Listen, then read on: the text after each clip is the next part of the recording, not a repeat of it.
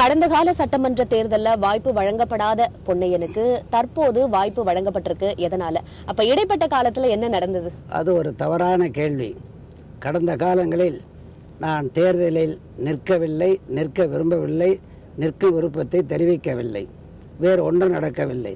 கடந்த காலங்களில் அம்மா கட்சி பணியிலே எனக்கு முக்கியத்துவம் தந்திருந்தார்கள்.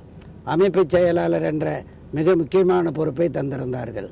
அது மட்டுமல்ல, அரசியல் ஆலோசகர் என்ற ஒரு பொறுப்பையும் மாண்புமிகு அம்மா அவர்கள் எனக்கு தந்திருந்தார்கள். எனவே இடையிலே நான் தொய்வு என்பதும் இல்லை, இயக்கப்பணியில் ஈடுபடாமலும் இல்லை. என்ன காரணம் சென்னை சைதாப்பேட்டை தொகுதியை தேர்ந்தெடுத்ததற்கு? சைதாப்பேட்டை தொகுதி தான் எளிதிலே வெற்றி பெறக்கூடிய தொகுதி என்று நான் கருதுகிறேன்.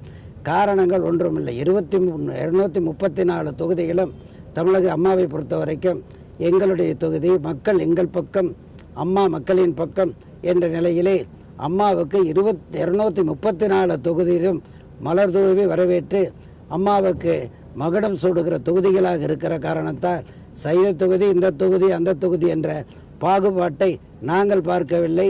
நீங்கள் பார்ப்பதில் எங்களுக்கு ஒன்றும் ஆச்சரியம் இல்லை.